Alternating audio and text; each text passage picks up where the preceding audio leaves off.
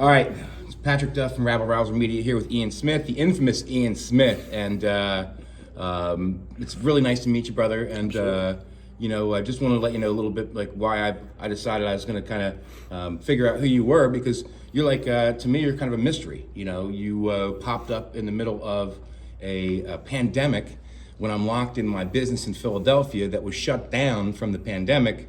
That I had to board up. Yeah, I was not actually. You know, it was interesting. You had to board up to protect it. I had to board up to protect it. You know, that's a whole nother story.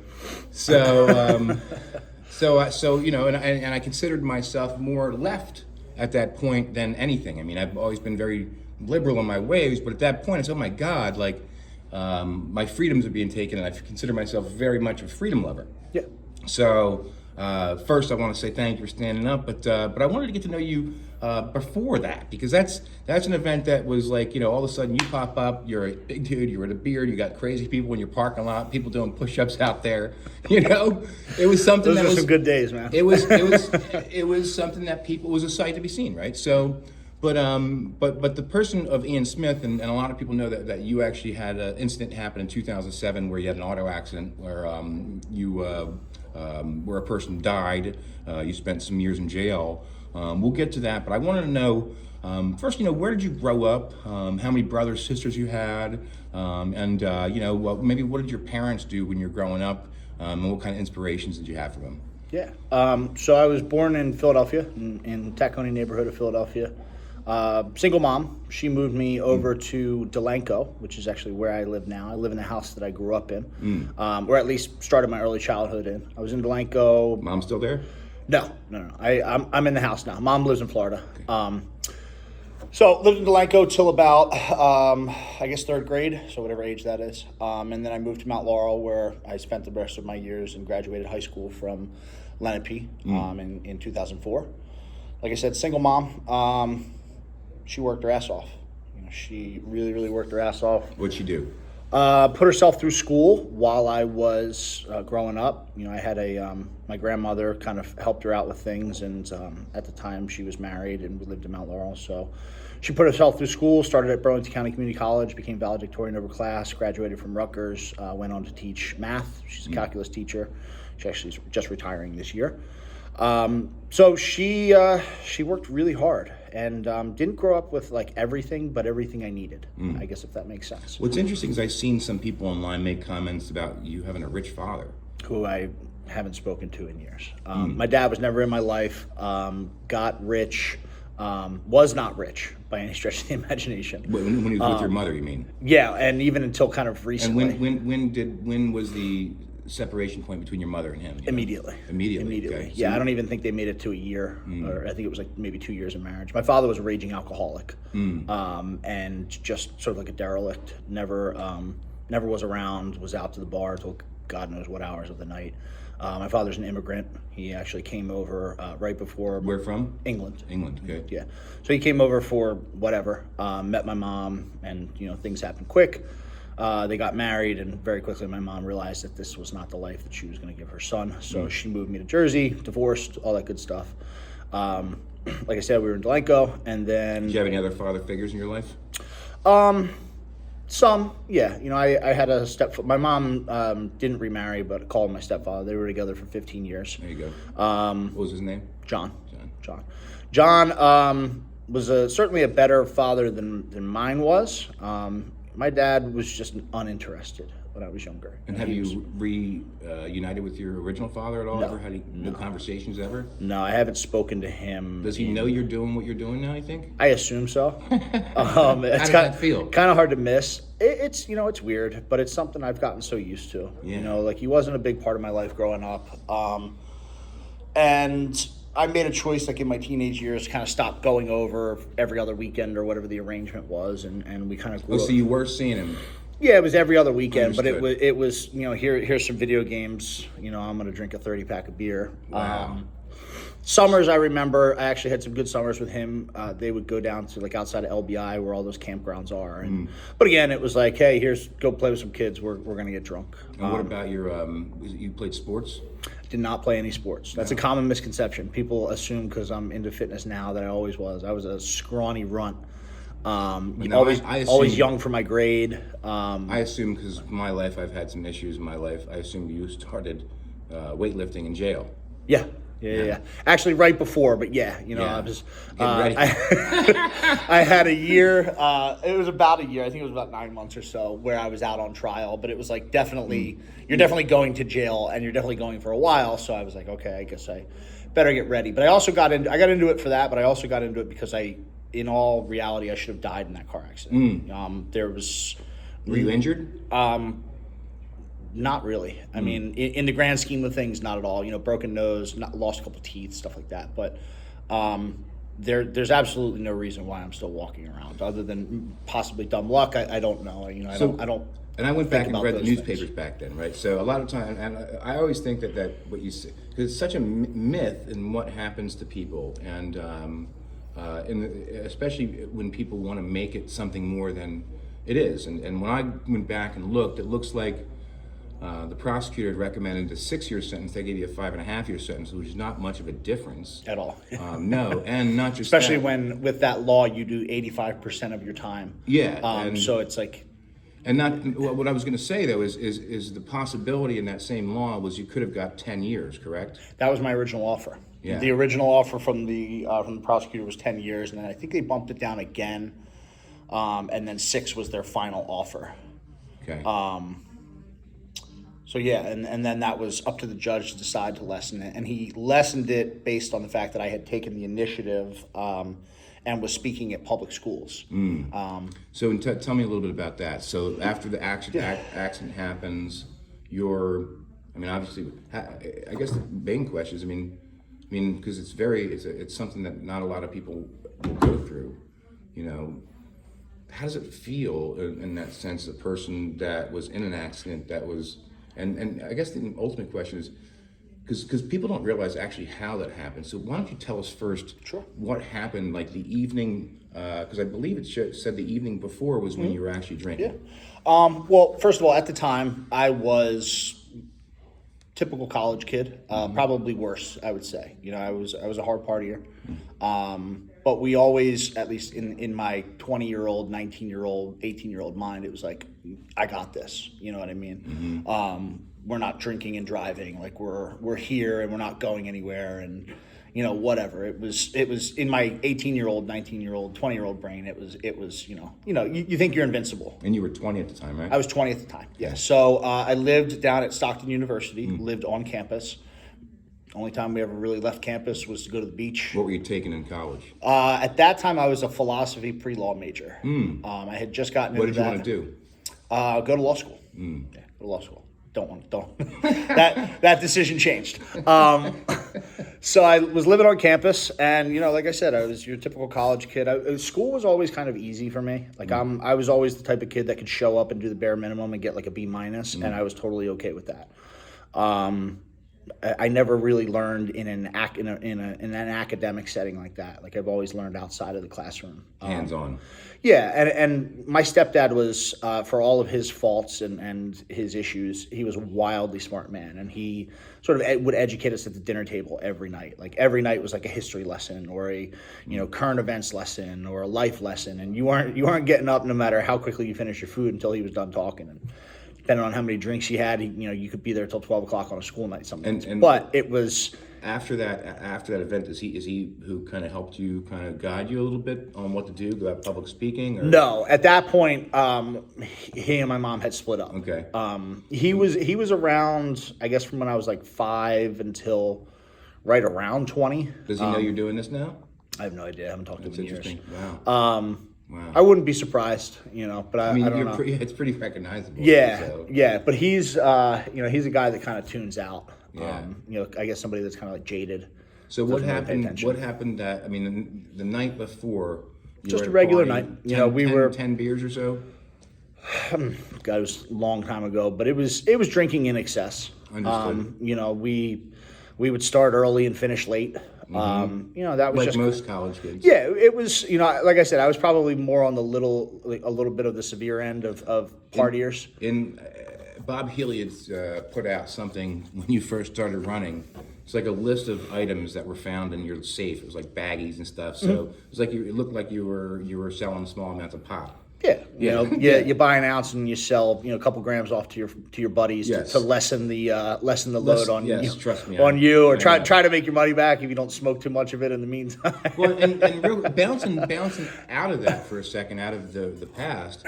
I mean, I was really surprised. I saw your debate with Bob Healy, and you had made some statements that were surprising because I've never heard a Republican make them. You had said that you don't feel that anybody should spend one day in jail for marijuana crimes. Absolutely not. Okay. Absolutely not. The reasons that the other side would give for it are very weak. It's the result of the war on drugs. That is this blanket approach to trying to stop the problem of drugs. By incarcerating people. And punishing people. It's largely a failed policy. And there's certain elements of that I do agree with. The harder, more dangerous things. But you're talking about pot. You're not. If alcohol is legal, there's absolutely zero reasoning. If the government would make alcohol legal, there's zero reason why you should be punished for pot, because it just doesn't add up. And on that, in New Jersey now, they have a quasi-legalization scheme that has come. People in New Jersey still who grow their own marijuana can get very heavy prison sentences. Ridiculous. So you're right, you thought it was ridiculous. Would you support a federal legalization bill? I would. These things you have to approach that carefully, because you can't just assume that everybody's going to have the same sort of reactions and stuff. So there's things that you have to think about, like, okay, in terms of driving. How about a federal decriminalization bill? Yes, absolutely. I think that's a good place to start. And then take it out of the courts. And then, again, you have to look at some of the details for that, like what happens when you smoke, like what happens with driving, you know what I mean? Because you're not allowed to drink and drive. So, how stoned can you be? Can you be stoned at all? How many? Like, those are all weird questions that honestly I don't know the answers to. I'd want somebody to look into the science to that, But yeah, I would definitely support decriminalization. I can help you with that science. I can show you that science. There's a lot of science, it's just not from America.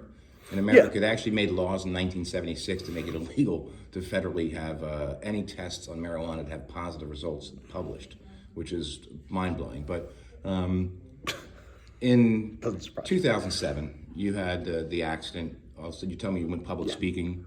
Where'd you speak at? That morning I had woken up very late. At the time, I was driving back to my mom's house. To her boyfriend's house at the time, and he was kind of giving me that like weekend work. I'd do some whatever in the yard with him, and he pay me $15 an hour, and that was like my money for the week as a broke college kid. So I woke up late, and he was probably about a half hour from campus or so, and like I woke up at the time I was supposed to be there. So woke up, rushed around, kind of just got ready very quickly. It was towards the end of school, so I just threw a bunch of crap into the back of my car to, start moving home little by little. Instead, I drove a little, two-door, I think it was a Ford Escort at the time. So I threw the safe in there and, stuff like that. That's why it was in the evidence there. Yes. I wasn't driving around with that, in the car. That day I was.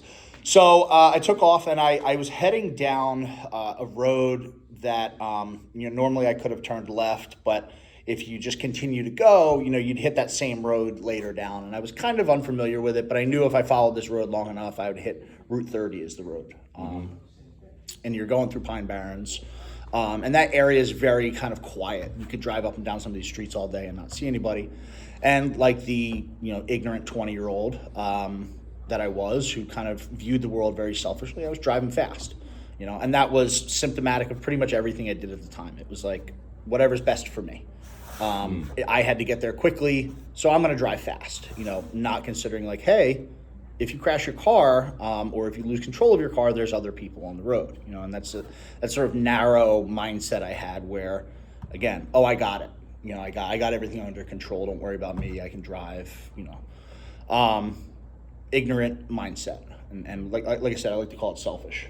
Hang on. I'm sorry. Pauses. No, you're good.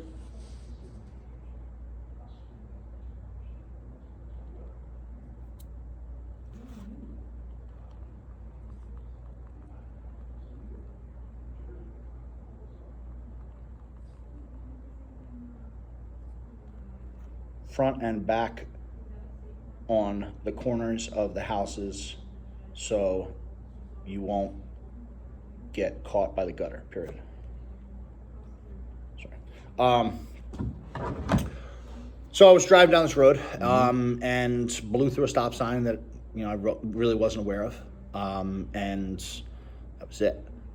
But by the time there was a hedge line that I didn't see him coming, and by the time I was like, oh crap, stop sign, it was like, whatever, no stopping me now. And then I saw the vehicle, and at that point there was just nothing would have stopped me. Impact. After the accident, right? When the police show up, how does that go down? I mean, like you're now. I was like really dazed. I was on my feet, and just like very dazed and confused and really, really out of it. You said you had a broken nose too? Broken nose. I had blood coming down my face. I have this bunch of... my head went into the windshield, okay. Or at least it seems like it because I had a head full of glass. And I don't remember a whole lot then. Just kind of... The last thing I really remember is running up to the other vehicle and like wanting to help. Because there was that moment after the impact where, I still remember the music that was playing, and it was like the song was skipping. And the song it was? It was Slipknot, the premiere album. I think it was Spit It Out. I think it was on track number 3. I'll always remember that, or either that or one of the tracks right before that. But it was like, and it took me a second, and I was like, I had known that I was in an accident, but I was like, oh man, like that was a hard hit. And then there was a cut across my forehead, and like blood, like you just saw like a red kind of drip in, and I remember going like this and being like, oh crap. And then I with my tongue I felt that like I was missing all these teeth, and in that moment I was like, so fuck. You had fake teeth up there? Yeah. That moment it like clicked where it was like, oh fuck, like this is bad. Like get out and see if this other person's okay. It took a second for that clarity, but then all of a sudden I snapped right in and I ran over to the vehicle, and I just remember. Was he obviously dead? It was obvious that it was beyond anything that I could do to help. I didn't know. How did you feel at that time? It was just a wave of just sensation where it was just like. Did you cry? Yeah, I screamed. I remember screaming as loud as I could because I knew that there was nothing I could do to help this young man. And all I could see was like an arm, because his arm was out the window. And the car had, I don't remember how, but I know that it had kind of like folded in on itself and he was trapped. And then next thing I remember is kind of just being in the back of the ambulance.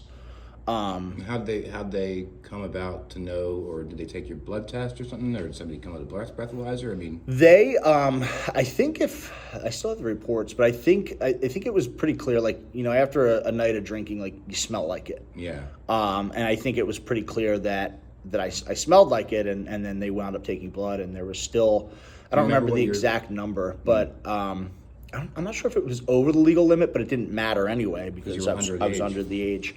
But either way, it was a significant amount of alcohol to have in your system. Sure. After. You're not making excuses, you're saying. No. I mean, I like I said, we started early and we would finish late. Yeah. And I was always one of the last ones to tap out. So at that point, from you have 9 months till you go to court, did you drink anything at that point? No. Nah. There was. I couldn't bring myself to like. Have that desire, because afterwards, I went back home. Obviously I didn't finish. I finished out school, but it was like I took the tests that I had to. And coming to your question about how I started speaking, I remember at the time being so, what's the word? Just in shock. I think is the only way to say it. Where like the only way I can describe it is. I would just be sitting there in the house, and like the phone would ring, and it was to the point like when you're feeling sorry for yourself and you're like, oh I don't want to answer that, like I don't want to talk to anybody. Like the phone would ring and it wouldn't even elicit a response.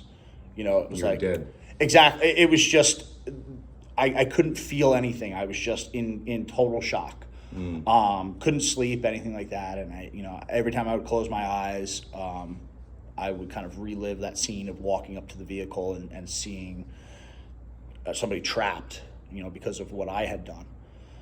So I wasn't sleeping, and then that was probably, I don't know, 2 weeks, 3 weeks.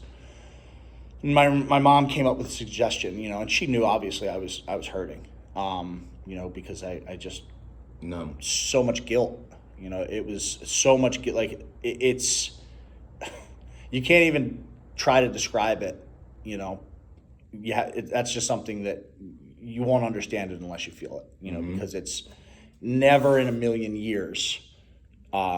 I think, speaking for most people, but I can speak for myself, would anybody be okay with that? No. With what they just did. You know what I mean? Like, you fucking killed somebody.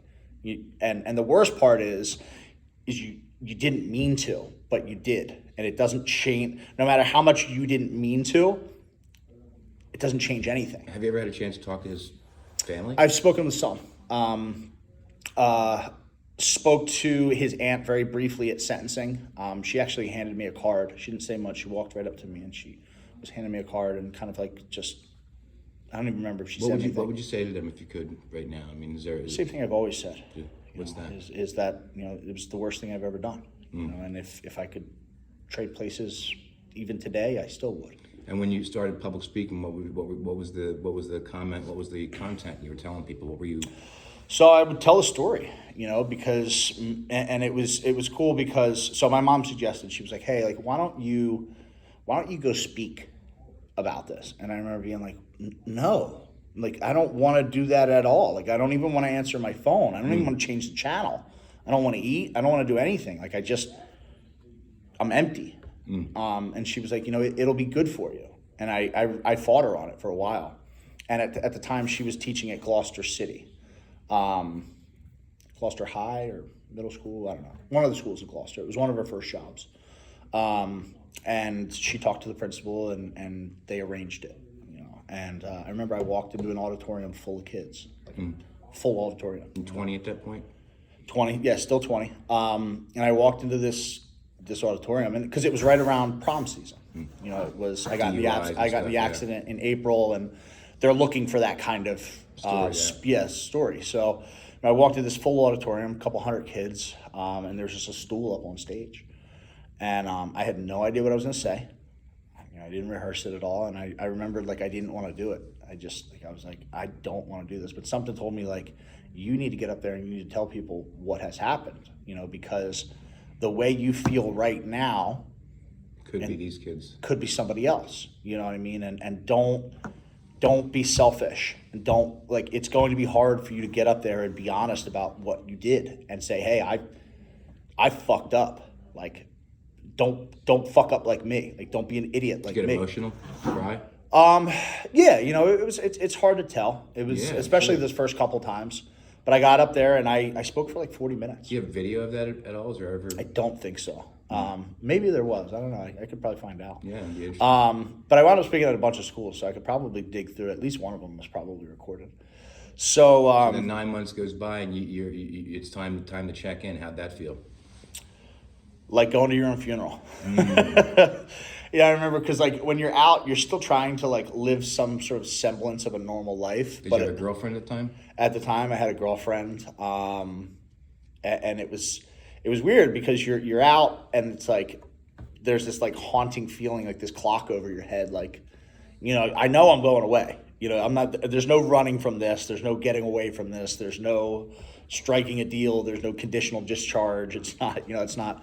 Sure. It's not a drug court issue that you can maybe get probation on. It's, you killed somebody, and the way the law is written, whether or not I actually had alcohol in my system, which is interesting, a lot of people didn't know. But if you drive a car like an asshole and kill somebody, you can get the same charge I did. You don't have to be drunk. You don't have to be high. It's just careless. Yeah, I think you have to be reckless, but yeah.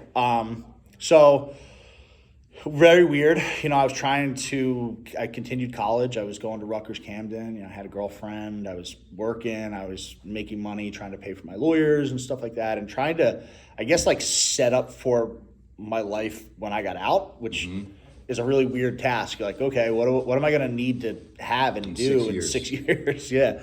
So that day, where'd you check in? What was the place you had to go to? Atlantic County Superior Court. You know, I remember the night before there was all these people at my house. Like a going away party. And I remember it was just like nobody knew what to say or do. Like even my dad was there, and like my dad and my mom like have never like gotten along at all. You know what I mean? Like my dad was very nasty to my mom, and she wrote him off a long time ago. And not that night though. Yeah, not that night though. And it was like my uncle was there, and all these people were their friends. It was just a very weird feeling, and I remember being like, I gotta get the fuck out of here. Like, let's go out to eat or something. Like, I don't want to be sitting here. Like, we were. Where'd you go to eat? It's actually still there. The Chicago Uno Grill right here on Route 73. Pizzeria Uno? Yeah. And I've never been there, and I've never been there since. Did it feel like kind of like your last meal?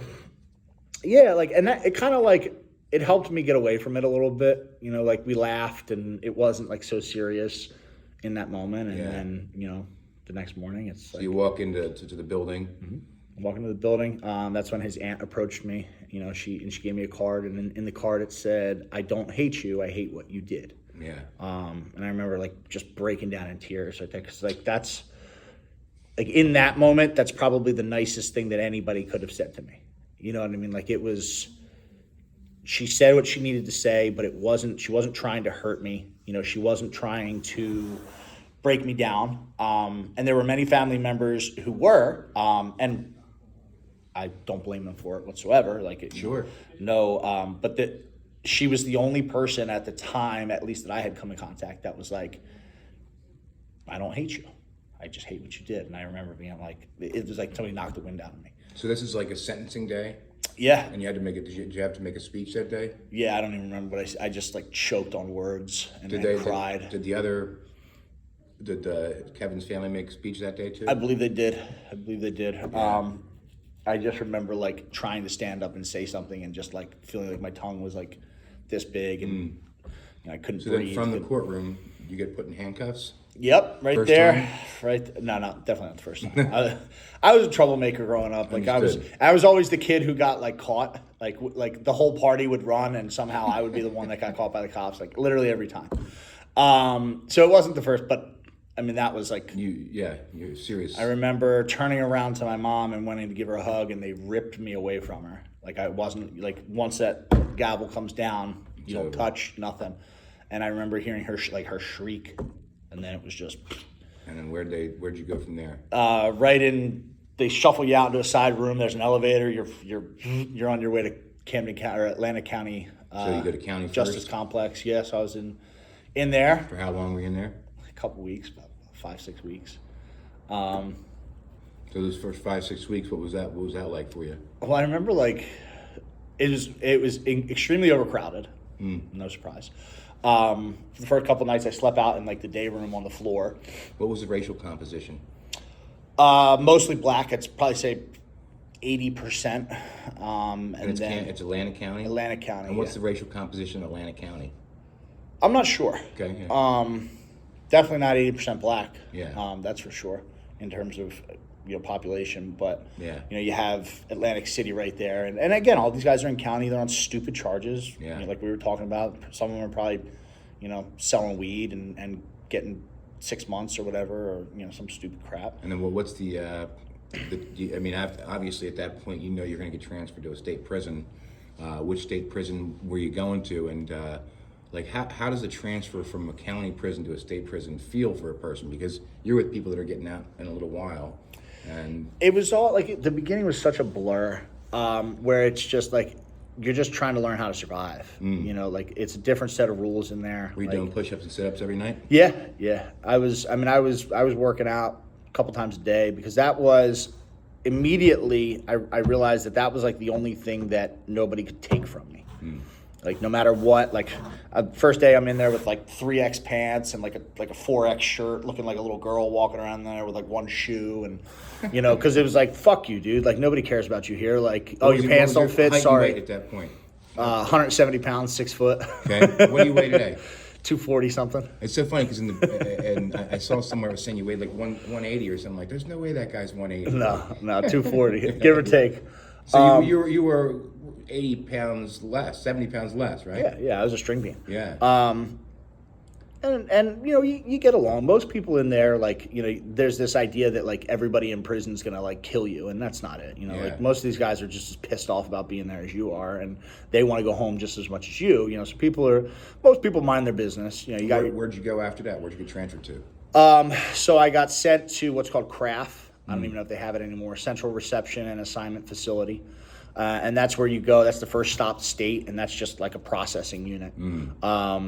Where you're in a cell 23 hours a day. You know, you get three juice boxes and 3 little tiny meals a day. And you sit there. Some people sit there for upwards of a year waiting for a bed at whatever prison. How long were you there? I was there 3 weeks, and then they moved me to the permanent unit at CRAF, which is a small unit with only like 88 guys, and they're like the kitchen workers there. They're the shit sweepers. Yeah, I was. They wanted me to be the clerk for, what do they call the church in these places? The chaplain. Excuse me. They wanted me to be the clerk for the chaplain because I was proficient in computers and this and that. So I was there, and that was like a sweet thing. Like, it was like, oh man, like you get lucky if you're there because you're on a unit with 88 guys. Yeah. It's a privilege to be there. So everybody's usually on their best behavior. You're not a security threat, so you have more things, you know, tangible items, TV. Like, some places there's no TV, some places there's no this. What was the racial composition of that unit? Definitely more balanced. Interesting. It was kind of balanced all the way across. Like, you had, it was almost like 25%, 25%, 25%, like Asian, Latino, black, and white. You know, whatever. It was probably a little skewed, but definitely different than general population. When did you move into general population? So I was there at this craft place for a month, and I was working for the clerk, or for the chaplain, and she had me go onto her computer because she needed me to fix something. And at the time, like literally 2 minutes later, like a lieutenant walks in, and that computer was hooked up to the internet, and that was a big no-no. She didn't think about it. She didn't realize, like, she was having trouble like opening up Word file or something stupid. You know what I mean? She's an older woman, so she's like, "Can you help me?" So I sat down, and in walks a lieutenant, and they locked me up and throw me in solitary confinement for trying to access the internet. Wow. How long? I think I was up there for like 3 weeks, and it was the middle of the summer, on the 3rd floor. Yeah, because you don't know where you're going. You're not staying there. You violated the facility, and you know, I think she got transferred to another facility as well. Like, it was a big no-no. I think the guy was kind of being a hard ass about it, you know, but you have those people. You know, you have your ball breakers. And did you ever wind up in a general population state? Yes. So at that point I went to what's called Garden State Youth Correctional Facility, which New Jersey has youth prisons, which is anyone between the ages of 18 to 30 falls into a youth prison. There's 3 of them. And the idea is they have more funding for vocational skills and stuff like that, because the idea is, okay, these are first, second time offenders. They're younger. Maybe we can fix these people. But in a lot of cases, those are not places you want to be, because everybody's young, dumb, and full of testosterone. And you got all these hard asses in there who are like doing a 3-year sentence, and they're gangbangers, and they don't give a fuck. They know they're going to be out in 9 months. Yeah. So it's a double-edged sword. You know, you have more activities. They have school. You know, what kind of prisoner would you say you were? Did you get in a lot of fights? Did you have any issues? Well, yeah, you get in your first fight. You know, unless you want to live a miserable sentence, you know, you have to at some point stand up for yourself. Yeah, and what happened? What was it? Where were you? Remember? First unit I got onto, and basically I sat down waiting for my room assignment, and you know, the New Jersey prison, at least at the time, I think it's probably unchanged. But prisons are different everywhere you go, depending on the population. New Jersey has a very high blood population. You know, the Bloods they just have numbers on everybody, so they're the most powerful gang. So they'll send one of their younger guys over, and he's like, "Listen, man, you know, welcome to the unit. They're all friendly. This is how we do things here. Everybody chips in. Everybody chips in. You're going to chip in like $20 every commissary, and we just make sure nothing happens. And he's like, if anything happens, don't worry, we got your back. And I'm like, and I started joking with him, because I knew what it was. That's not, everybody doesn't chip in. Yeah. The white guy who they think is going to have tons of money on his books is going to get exploited, or we're going to steal your shit, is what that says.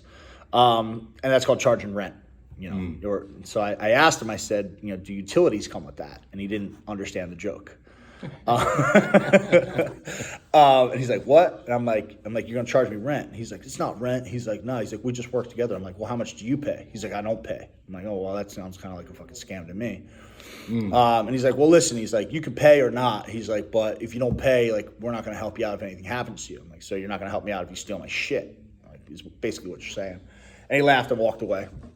I watched who he went and talked to, and I went and talked to that guy afterwards and basically said, like, listen, I'm not paying you guys anything. And he's like, and the higher ups are smarter. You know what I mean? They're usually quieter guys, and he's like, listen, man, he's like, think of us as a Sloman Shield. He's like, we just make sure nothing happens. And it's like, and I told him, I said, listen, I appreciate you guys trying. I said, but that's a good marketing campaign. Yeah, like I said, like a lot of these guys are like, they're not, the stigma is like gangbangers are dumb. Like they're not, you know what I mean? Like these guys know what they're doing. And they know who's who and what's what and what they can get out of who. So I basically said, listen, I'm not paying you. And he's like, all right, well, have fun. So I knew right then and there I had to either do something or wait until something happened. So, I just told the dude, like, all right, let's go to the day room. You go out of the cop site to the day room, and he looked at me. He's like, you're not going to get a fair fight. And I was like, okay. Get it over with? Yeah, so we got it over with, and I got my ass beat. Several people. Yeah, got my head kicked and soccer kicked and stomped and got my ribs kicked. But you hurt one of them, and the idea is that fighting in prison is something where everybody goes to solitary. So everybody involved goes to solitary confinement if you get caught. What, yeah. So for these guys, knowing that I'm going to fight them for my stuff, it's like there's a million other people that'll just say yes.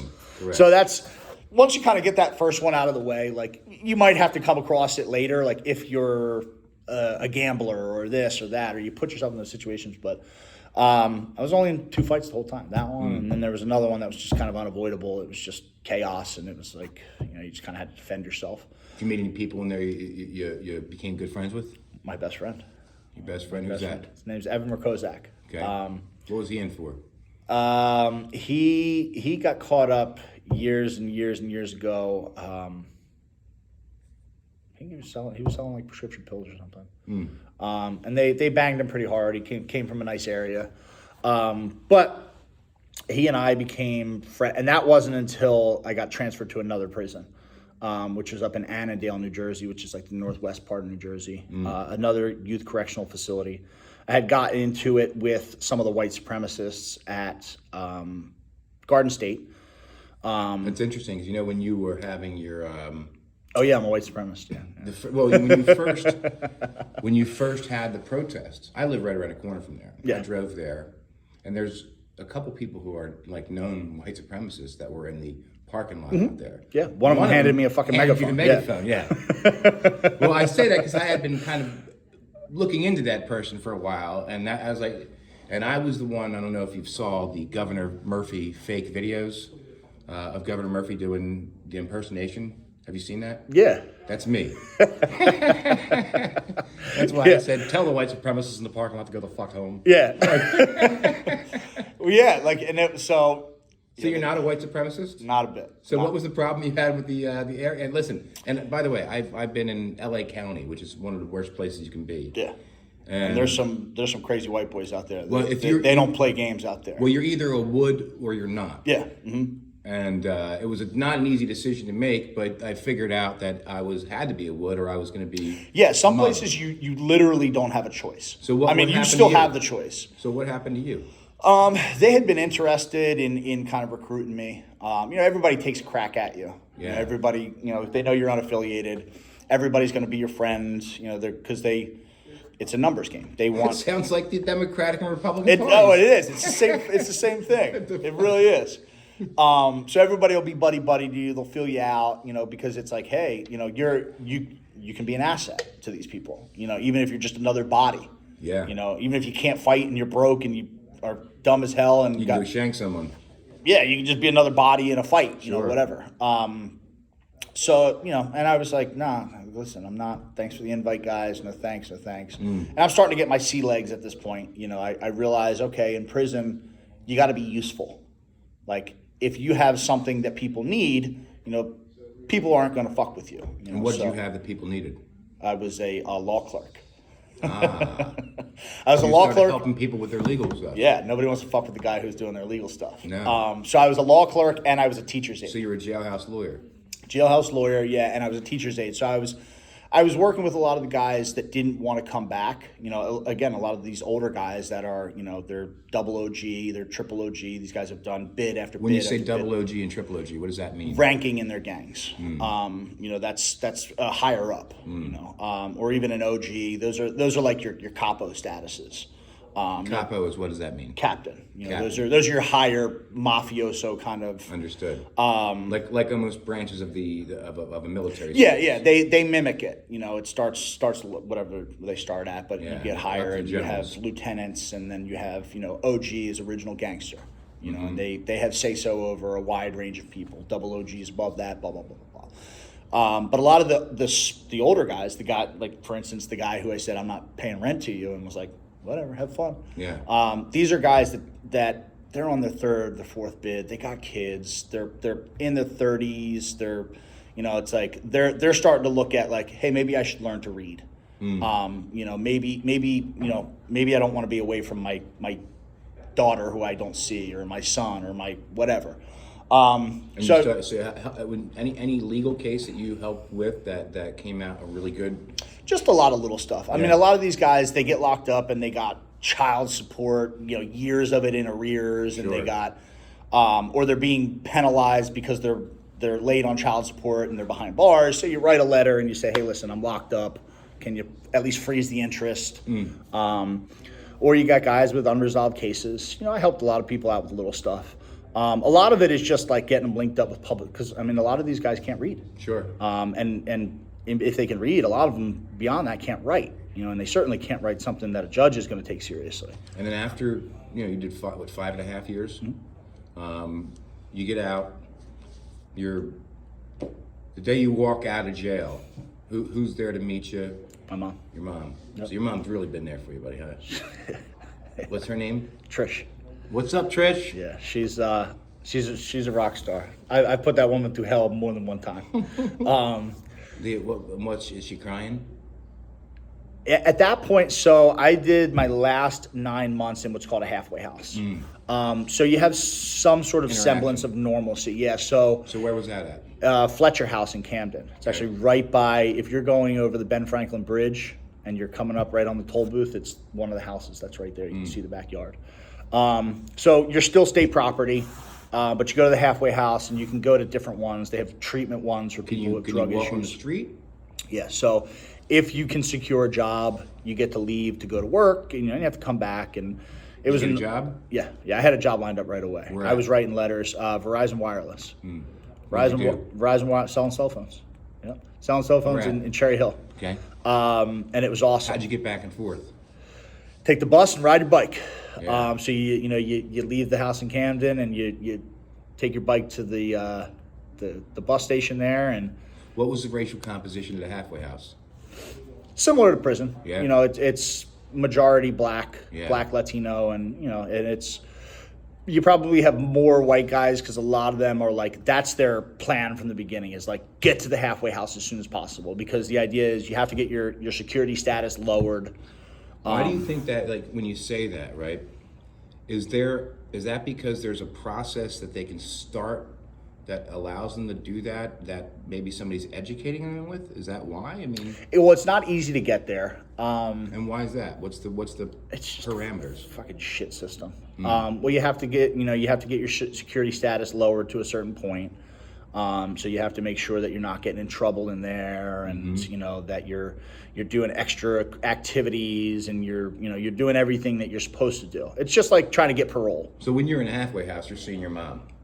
You get to go home. You gain privileges. At first, it's go to work, come back, don't talk to anybody, don't look at anything, don't touch anything, whatever. Yeah. And then after you've proved that you won't fuck that up, it's okay. On Saturdays, your mom can come pick you up for 6 hours, but you have to be back at this time sharp. Any bracelet or anything like that? Nope, no. Okay. You just check in, and you can only go home. Was your girlfriend waiting for you? Absolutely not. I don't even think she made it past the first month. And it wasn't that serious. Like, I was more serious about it than I think she was, because she understood that it was like, yeah, see you when I see you. So you're out of the halfway house at 9 months. Are you keeping the job at Verizon? Did you keep that job? I had moved already in the last couple months to my first job as a personal trainer. Where was that at? In Burlington. And how much did you weigh at that point? Like, you come out of prison, you went in a Like 215, give or take. Came out pretty big boy. Yeah. I mean, we used to just eat everything. Again, once you get into prison, you can. It's not a good life, but you can live like a decent life. You have your stuff, and you have your connects, and you're friends with the guy in the kitchen, and you give him a pack of cigarettes, and he brings you six eggs that are extra every day or whatever. Yeah. So you have all your deals. So by the end of the sentence, I mean, you're just killing the clock. Yeah. You're playing as much spades and dominoes as you can to keep your mind. Did you have the beard? No. So we got to get a picture of you without the beard. Yeah. Used to shave every single day. I didn't stop shaving until I was about 30, I think, when I got married. So what about your at that point you're out, you're free. Is there at that point you have like aspirations, you're doing obviously personal training, but what led you to wanting to open your own business like Attila's? Well, I knew I loved training because working out saved my life. It gave me, for the first time in my life, when I was in prison and right before I went, it gave me something that I was building that I had complete control over. And it was like the first real thing in my life I had like accomplished that took hard work. Like I said, I was always good at school. So it was like, I never was like, oh, wow, I made the dean's list. Like, I never gave a shit about any of that because I never worked for it. Like, this was the first thing. Like, I was a scrawny kid. Like, I was working out, and seeing the results of my hard work and the results of the dedication and the loyalty to my cause. And it just kept me sane in there. Like, I was, again, by the time I went to prison, I had started to deal with what I had done, but there was still a lot of work for me to do. There was a lot of journaling I did in there, a lot of quiet nights thinking about it. And working out was something that made me tough mentally, because it wasn't always easy to do, and you learn to sort of push through whatever pain for the result that you want, afterwards. Sure. And it really changed my life. It made me appreciate being alive more. Like I was fascinated by the things your body can do, if you treat it right and if you put it through the appropriate training, and that was something that never even interested me in the least bit before any of this. Like, I didn't care. I wasn't athletic. As long as I could, like. What year did you open? I opened my training business while I was in Arizona. So I was working as a trainer.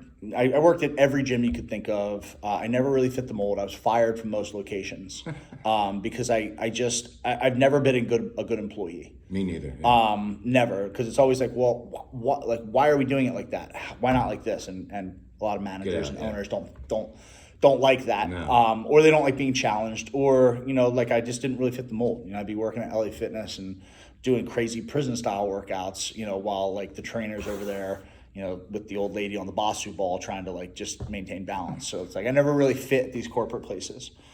And when I was in Arizona, I moved to Arizona. I met my wife. We got married super quickly. Probably you still with her? No, not the best idea I ever had. It was one of those things. Smoking hot. She was. Yeah. My first wife was in Brazil. It Same was thing. my ex-wife was Mexican. So, and it was at the time I had just gotten out. The whole world was in front of me. I was in good shape. I was making good money. I was like, okay, what do I do now? And I looked around and everybody I knew was like starting families. So I was like, find a woman, fall in love, get married, keep going. Any kids? She had a kid.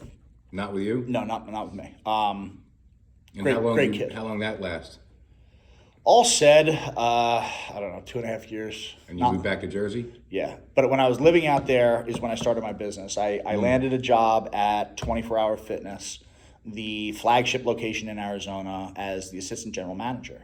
Really good base pay, cool bonuses, like your industry dream job. You learned how to run a gym too. Well, I was crushing it. I was doing great. And the general manager knew everything about me because I had worked out there, and that's where we worked out. And he needed an AGM, and I was the guy. And he knew everything about me. Said it was okay. And 2 weeks in, some dickhead from HR walks in and just throws me papers and said, get out of here. Like we don't want you because of my record. And we had cleared it with like the district manager, but somehow it worked its way up the chain, and they were like, nope. And in that moment, I remember feeling like I was never going to be able to be normal, because I'm like, fuck, this is going to fucking follow me forever. Like this guy doesn't even know what happened, and he just came in and like just shit on everything I had going for me. And I remember being like, I'm never going to allow anybody to have that power over me ever again. And I just started training on my own. And I figured it out. I was just popping around, and I became very successful out there. Marriage didn't work. I had to get out of Arizona. It was as quick as it started, it ended just as badly in flames. And it was one of those situations where I had to remove myself because the escalation was unhealthy. I would say / do something crazy. She would respond even crazier, and it just, neither one of us were right. But it was getting very ugly very quickly, and I knew that I didn't want that in my life, and that I was not going to risk the situation getting worse and potentially get in trouble, because the fights were explosive. And the whole marriage was either things were amazing or it was hell on earth. There was zero middle ground. And it was just like, okay, gotta get out of here. So she was at her parents' one day, and I packed my stuff and I was out. So I drove all the way home, licked my wounds. I think I came home, I was 30 years old. I moved back in with mom. I was dead broke. I was about $150,000 in debt because I moved down there and wanted to give this woman the world, and said, here's all my money. Let's buy a house. Let's buy cars. Let's live the American dream. And then I overextended myself to keep her happy. My fault, not hers. So I came home massively in debt, feeling like a fucking failure. And I came home and I licked my wounds. How old are you now? 30. No, you now. Oh, 35. 5 years ago was. 5 years ago, yeah. Maybe like right before 30. Maybe I came home 29 and some change. But I remember I felt like fuck, I'm back to square one. I'm back in my, in my bedroom at my mom's house, with my. I've been there. Yeah, it's a shit feeling. And I, whatever, I felt bad for myself for a little while. And then I kind of was like, all right, well, you were doing pretty good with this training thing, and you're from here, so let's give it a crack, And I remember I just went on Facebook and just basically said, hey guys, I'm back. I live in New Jersey again. I'm offering personal training. I will drive anywhere to come train you. I'll train you in your gym. I'll train you in your basement. I'll train you in your driveway. I'll train you in a park. I'll train you in the parking lot. Doesn't care. So you couldn't have been open that long before the shutdowns happened. 9 months. You were open 9 months, yeah. Total 9 months. So that training business took off very quickly. And I learned very, very quick the ability to scale my business through social media. I was wildly successful right away because I learned that if you record people doing something they're proud of and put it up, they're going to want to share it. Sure. And I've always worked with mainly women. The training market, the general population training market is probably about 60-40 or more women. Women are more inclined to ask for help. Men have that sort of ego thing where it's like, I'll figure it out. I know how to bench press. So it was, I was working with a lot of women, and I focused on strength. So, these women were doing things that they never thought was possible. And it was as simple as record it, put it on Facebook, tag them in it, and they shared it with their friends because they're proud of their accomplishment and their friends want to do it. And that's a whole nother network of people. So I blew up to the point where I couldn't take any more clients because I was literally ping-ponging all over the state. I was driving up to New Brunswick. I was driving down, down to the shore, back and forth, wherever, to where I was just at my limit. So I had to find a place to train. Well, let me ask you, do you mind if I ask you anything about the thing in the Cinnaminson No, yeah, it's whatever you want. All right. So that night, and the reason why I say it, because we're already at 54 minutes, I don't want to hold you too long, you know? But the night that it happened, right, I'd gone to, by the way, I went to Central Taco, spoke to different people there, and asked them, you know, well, you were there for a while, quite a long time. And On purpose. yeah, well, that's what I'm saying. So I'm just saying. That was the idea. So it was like, so- all right, so- relax and enjoy myself, and then have plenty of time. So, did you see the post by the campaign manager for Bob Healy that said, you know, why doesn't Central Taco release the video of that night? Yeah. She posted it, though, when nobody would know that you had been at Central Taco that night. I didn't see when she posted it. I did see that she posted it, but She posted it before anybody in the media I know would have known that. So, question being, and I don't know if you saw the one article I wrote. The question I had in that was, do you think there's a possibility that maybe they, and because you obviously you had mentioned it in the tape with the police officer, but do you think there's a possibility maybe they had a PI on you that evening? I wouldn't be surprised. You know, I was warned by my campaign team that, hey, politics is a dirty game. Yeah. Assume that you're being followed. Yeah. Especially because you're going up against Andy Kim, who has the resources for it. And so is especially, Bob Healy.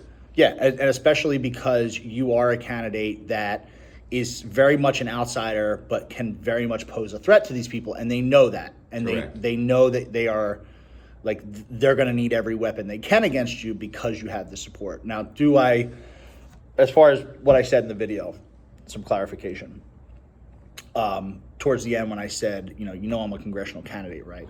The second part of that statement that I didn't say, where I just gave up, was... Yeah, that was the question. It was like you couldn't hear it. You said, you know there's a on me. What did you say? Well, I was saying... A political hit? No, what I was saying was, like, again, well, at that point it was like, I don't even know why I was saying it, because I'm in the back of the cop car. Like, it's not going to change anything. Sure.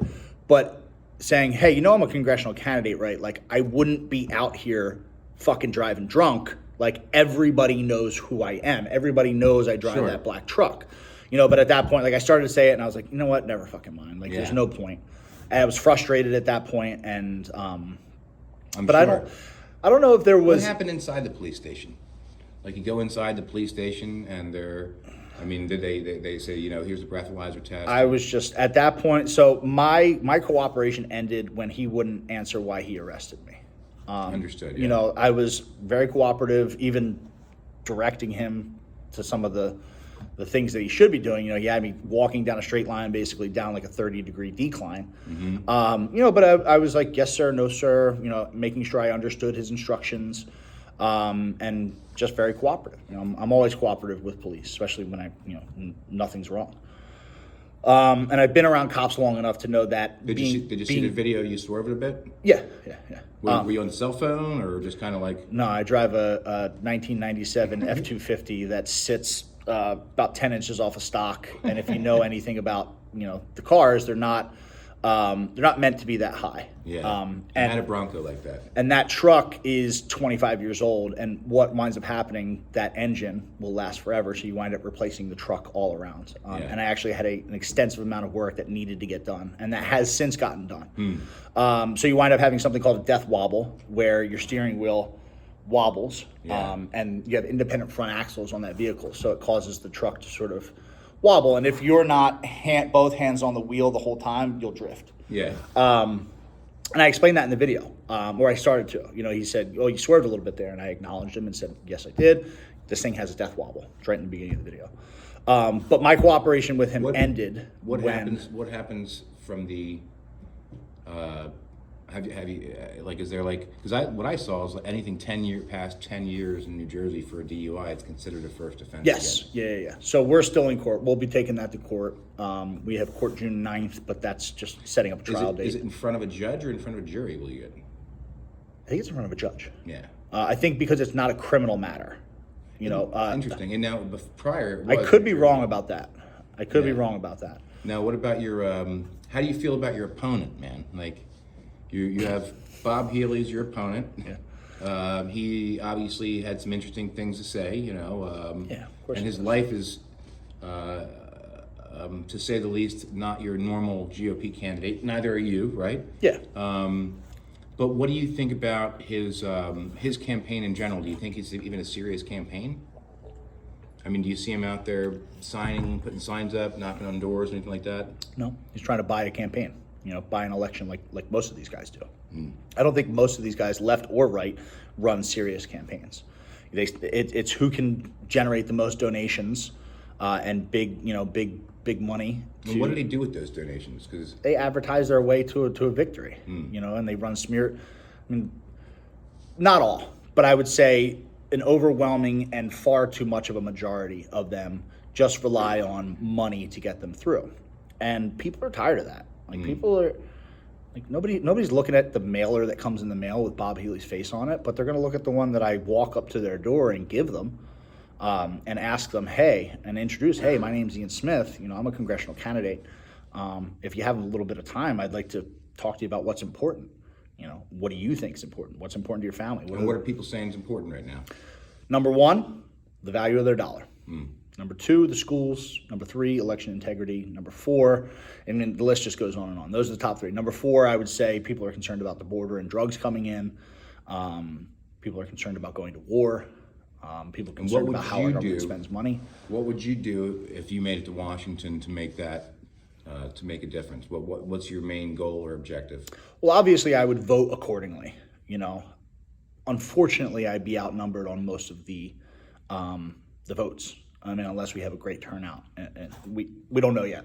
Hopefully, I wouldn't be outnumbered. But if, say, I'm one of the few real candidates who get through, who want to make some change in Washington, D.C., we're going to be outnumbered. And when you say real candidates, because a big part of my mission is actually to expose these machines on both sides. Yeah. The fact that you have Democrats that pick their candidate and Republicans that pick their candidate. And you wind up with the choice between a douchebag and a turd sandwich. Yeah, pretty much. So the question is then, what happens then if somebody like you gets in? And is that, in a sense, that's kind of what Donald Trump did, right? Yeah, I mean, so do you see yourself as a normal Republican? I mean, are you not at all? Are you an independent more? More of a small government libertarian. You know what I mean? Like, I have conservative values for the most part, but I also have a lot Fiscal conservative? Yeah, fiscal conservative, culturally conservative as well. I believe in traditional family structures. I believe in the importance of like dual parent households. Where are you at on abortion? First of all, it's not in the Constitution at all, so it shouldn't have been decided in the first case by the Supreme Court. It's not a fundamental human right. It's not guaranteed in the Constitution, so Roe v. Wade should be overturned. It's a state issue, not something that I would support. Personally, if you want to have an abortion, I don't agree with it. But I also struggle with the idea of government telling people what to do. So I have this, I don't think you should have an abortion. Would you support punishing somebody for getting one? No. Okay. No. I think that's a very slippery slope to this idea where government gets involved in everything. And that's really cool when you agree with government. But once you give them that ability to like step in and punish you, for that, you open it up to something that you may not agree with. Yeah, I just spoke at the Pemberton Board of Education meeting the other night. They made a rule where you had to sign up 3 days prior to the meeting if you wanted to tape the meeting. And they released their agenda 2 days prior to the meeting. So how would you know if you wanted to tape it or not, right? So it's things like that that I kind of have an issue with. And that's why I say these machines are broken on both sides. So government is the issue at this point. What happens if you beat Bob Healy? Does the machine, the Republican machine, then support you? I guess we'll see. I don't think so. Okay. I don't think so. They have alluded, we've heard through the grapevine. What's his name? Josh Subpoena? Isn't his name something like that? Who's the head of the Burlington County Republican Party? Do you know? Sean. Yeah. Have you ever had a conversation with him? Yeah. He's actually the only one out of the Monmouth, Mercer, Burlington, my district, that I had to sit down with. Seems like a great guy. But the question is what happens if you beat? Is he supportive of Healy, right? Yes. Yeah. So if you beat Healy, does he support you? Did he say? No. It's what we heard is that they don't want to support us in the after the BS DUI came out, they were like, "You're going to drop out, right?" No, like we're not dropping out. People don't want us to drop out, but they were really hoping that I would, really, really hoping that I would. And they even threatened pretty much everybody associated with the campaign, paid, unpaid volunteers, everybody, that they had to back off of me, or they were going to be blackballed from the Republican Party moving forward.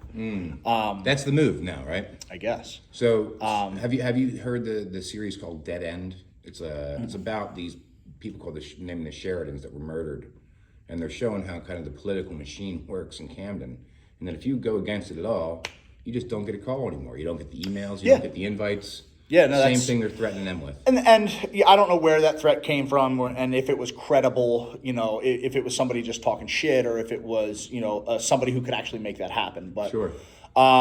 We also were told basically that if I win the primary, that they won't be supporting me because they're afraid of the attack ads that Andy Kim will launch against me, and they don't want to be associated with it. So they're afraid of the 2007, death by auto, blah blah blah. But they're not scared of Bob Healy's 11-inch turd stories and the catching something in their butt cheeks, naked butt cheeks. I mean, no, apparently not. Or you know what? I'm convinced that most of the Republican Party at this point are professional losers. yes. Especially in this area. Speaking in this area. Yeah, especially in this area. They always come up short.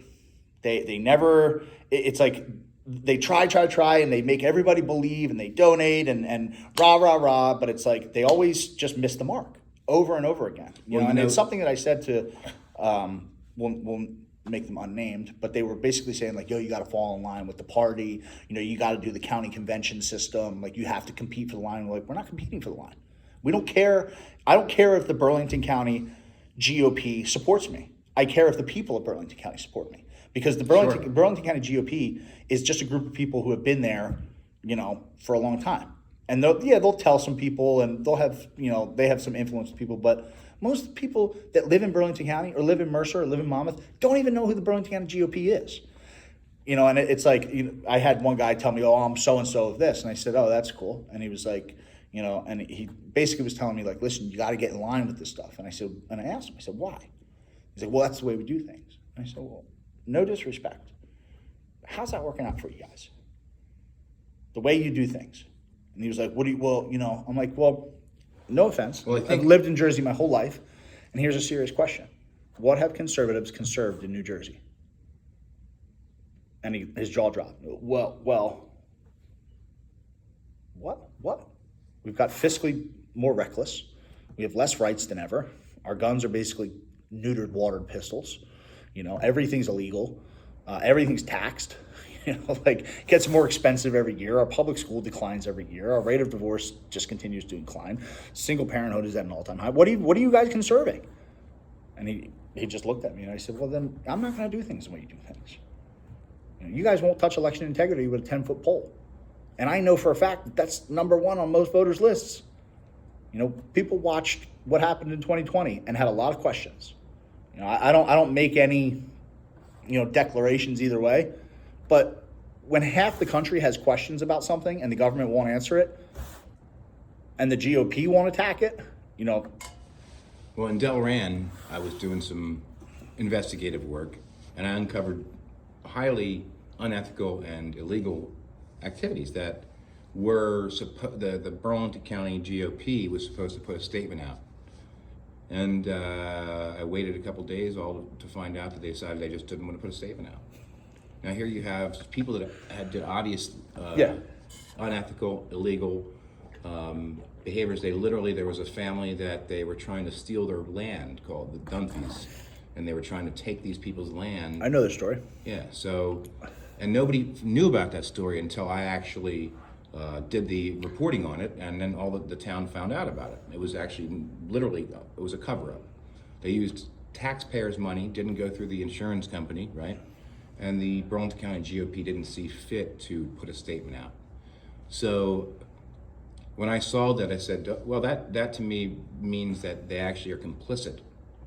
And and I think that by them saying they wouldn't support you when you actually have a chance to beat Andy Kim also shows they're slightly complicit in their own defeat. Exactly. Yeah, You know, so- and they might come around. It's very likely that if I show well in the polls, that they'll warm up to it. Well, is there anything you want to say to the people out there, maybe that they don't know about you? You know, something from your life, or something that you feel that could be important to people that you don't think you've said before. Well, first of all, I have nothing to gain really by doing this. You know, I have a life that is just fine outside of politics. I've lost everything and built plenty, numerous times. You know, so I don't, by any stretch of the imagination, need to be a politician. But I think, and for that matter, it's not necessarily something I want to do. It's something that I feel like I have to do, because I'm tired of watching the same shit happen over and over, whether it's the guy on the red team or the guy on the blue team. You know, I've been into politics for a long time, and politics hasn't solved any of the issues that it's tried to for as long as I've been paying attention. We still kick around the same couple of issues. We're still kicking around abortion. We're still kicking around gun control. We're still kicking around border security. These are all issues that could be sort of wrapped up very quickly, but politicians don't want to wrap these issues up, you know, because if they do the job correctly, eventually they'll have less of a job to do, and there will be less of them, and they know that. So that it's this constant perpetuity of need for government. They're always they're always dragging things out or creating problems in which they have to solve.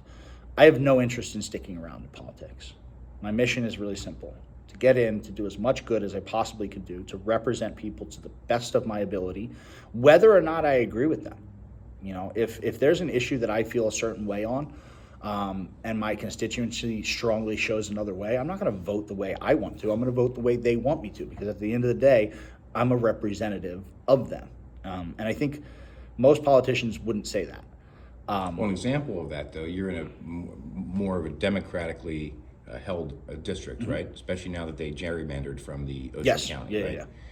So in that democratically held district, you probably would have more people that support legalized abortion. So Potentially, yeah. So what would you say to that, in the sense of, because I would call a town hall meeting. One thing I think that politicians don't do, especially federal level politicians, is these guys get elected. Like, where's Andy Kim been for the past 4 years? He's been in D.C., or he's been in his home in Morristown. As a congressman, not only is it your job to legislate and vote on legislation, but you're supposed to be the liaison between the towns in your district and the federal government. So Yes. you should know every single mayor in your town, in your district. You should have constant lines of communication with all these people. And the reality is, if you're not in Washington, D.C. for something that's important, you should be in your district. You should be in your district every day. You should be that bridge between politics and culture and politics in the community. Because the reality is, any politician or anybody who tells you that like there's political solutions to all this shit is lying. Most of the problems that we have are not going to be solved by legislation. You know, and if we think that that's going to solve it, we're going to wind up with a bigger, more intrusive government overall. So we need to start thinking in terms of community. You know what I mean? And that's something that I would, you know, I would bring. So if it's an issue like that, especially a hot button charged issue, let's set a town hall. let's say the town hall comes, you have more constituents say that they're, and the reason why I say this is because it's going to come up. Yeah. You know, I mean, this is the truth. I mean, the true thing is, when you're in Washington, you say you're going to vote for the majority of your constituents, and all of a sudden, as a Republican, you're in a Democratic district. Sometimes you're going to find yourself in a position of voting against your party. Are you? If it was to the point where it was a common sense, right? We're not talking about late term, whatever, you know. If there's some very, very, very clear-cut guidelines that aren't to be broken, and it's not one problem I have with abortion is taxpayer funding. I don't think that anybody should be paying for anybody else's birth control. But if there was some common sense to it, and it was overwhelming, which I don't think that it would be. I really don't. I don't think if I get elected, people will understand that I don't support it. So I don't think that would happen. if it would, it's a very hard choice I'd have to make because it would be going against my conscience. And I don't know how I would. I would have to, I would take that town hall and all of the input from constituents. One thing I would want is a setup to where I can really hear from people. Not just like an email that I never see, but like I don't want to get like flooded with emails just because one side were to like have a better campaign. Sure. You know what I mean? Like, how many people do you think you've spoken to in the last 2 weeks? At least door to door, at least a couple hundred in and around neighborhoods. Had a guy just pull over on the side of 295 while I was putting a sign up. Just talked to him right before we came in here. So, and most people I talked to would not want that issue. So I don't think that it would be an issue. And if it was something. And you're knocking on mostly Republicans' doors, right? Only Republicans' doors right now. But the thing about my campaign is that it's, when we first opened the gym, our support was like the Trump MAGA crowd. Because they were like the first ones out in front of this coronavirus thing saying like, fuck this. And like the quote unquote anti-vax moms. I know they hate being called that. The medical freedom moms. And then what happened over the next 2 years is as it drug on and as it got worse, A, for us at Attilis, but B, for people in general, as vaccine mandates came, as people were losing their jobs, as more businesses were closing, that support, the original group intensified. So people got more pissed off, and then more people got pissed off, to the point where we didn't have a demographic anymore. It wasn't just the MAGA crowd. Like Attilis Gym is filled with people who traditionally vote Democrat. And who probably might vote Democrat again, because they're not conservatives, But like you said in the beginning of the interview, you said that I was very much progressive and liberal, but I like freedom, So it's I went and Elon Musk's tweet about the way that it's separated and the left going so far. It's a warning though to people. As an independent thinker, I'm actually a registered unaffiliated. A lot of people don't know, as an unaffiliated voter, that the day of the primary, you can go out and vote for whoever you want. So, what do you have to say to the unaffiliated voters out there who you don't knock on their door, who you don't understand who they are exactly, but there are actually more of them than there are Republicans or Democrats. What's your message to them for primary day? Would you want them to come out and vote for you? I would, absolutely. I wouldn't say just come out and vote for me, but I would say pay attention to the primary. Pay attention to your choices in the primary, And if I look like a candidate that you would want to see on the ticket, make sure I get on the ticket. And that goes for anybody. And where are you on the ticket? Like, have you seen first line? You're on the first line. First line. So how did you get the first line over Bob Healy? Because we ran our own slate of candidates with our own commissioner. Regardless of the county line, the county line is typically the first line because usually you don't run your own slate. It'll be county line, and then there's just like a bunch of other top picks. But we ran our own commissioner, so that puts us in the drawing for the first line. They have to kind of like pick names out of a hat. Did something similar happen to Camden County this year too? Maybe, I don't know. I think the progressives, at least they got the second line. Before they were all the way. Yeah, they'll stick you out in no man's land. Ballot Siberia, they call it. It's true. So that was a big upset. So they looked for you in line one. Line one, yep. And so finally, brother, what about? I'm going to ask you just a couple personal questions. Sure. You had mentioned you were up for legalizing pot. A lot of people at the gym like to smoke pot. Is that something you partake in? Every day. Every day. Every day. Yeah. I've been a smoker my whole life. There you go.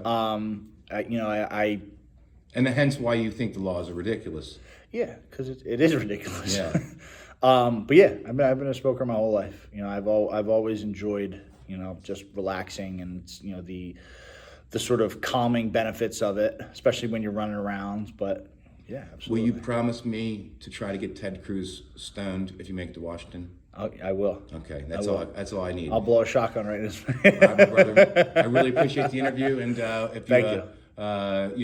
As an independent voter, I think that it's refreshing to see somebody who knows they have some shit happen in their past, right? Knows it's going to come up and just walk right into it. Yeah, it's not fun, but it's not fun, no. It's worth it Yeah. because the reality is these politicians pretend to be perfect, and they're some of the most nasty, sneaky, spineless people there are. And if we stop pretending like we're perfect, we can encourage people who are imperfect to run. Because that's what we need.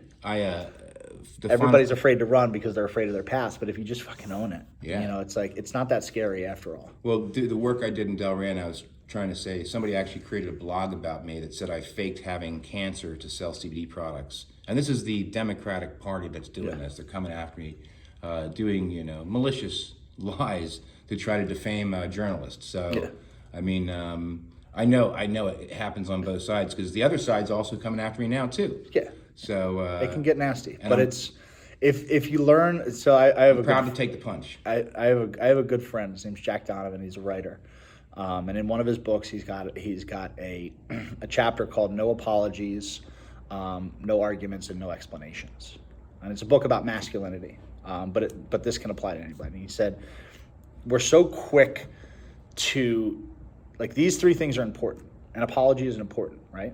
That's something of value. An argument is important, and an explanation is important. But you don't owe these things to people who aren't important in your life. If these aren't people who love and support you and want to see and want the best for you, you apologize to people you care about. If I hurt you in some way, then I should apologize to you because I care about the connection we have. If you're just some random person on the internet who hates me because they read an article, like, I don't have to apologize about anything to you because you don't mean anything to me. And you don't want an explanation. And I don't, exactly. So, and the same thing in an argument, if you and I argue, you should save the energy for those arguments about things that matter. Argue with your family about the best direction to head forward. Don't argue with somebody who's never going to agree with you, who just wants to name call. Like, that's just you're giving them time and energy and attention doing that. And the same thing, an explanation. If I explain myself to you, it means that I care about what you think about me. So why would I explain myself to somebody? You ever hear the Hegelian dialect? Yeah. So and in that, if you it's usually facts you're put in, you create a thesis. Facts you put on the other side is antithesis, and from those facts you come to a conclusion. But the problem is if in a Hegelian dialect, that's just how communication happens. If you put if it's factless and it's based all on hyperbole, then you can never come to a conclusion. Yeah. And that's basically what I see on social media a lot. Is absolutely, it's hyper emotional. Yeah. There's very little, if any, facts, and they're like cherry picked for the most part. They're taken out of context, and they're only applicable in certain areas of the argument, and they're not looking at the whole scope. And people just run with the emotion of it, and that's why you see the constant back and forth with it's a stalemate. Nobody's convincing anybody online. It's and actually, I think there might be some, but I think it actually kind of does a little bit of the opposite. It wedges people further apart. That's why. Yeah. And I think it's because it's an unnatural form of communication. I mean, we're sitting here talking. Yeah. I mean, dude, no offense, I thought you were so much bigger than you actually are in life. And your beard was bigger and all that stuff. You know what I mean? But you're just a dude, And I appreciate the interview and absolutely, man. Pleasure. And real man, brother. Thank you. Yeah, man. See ya. Pleasure.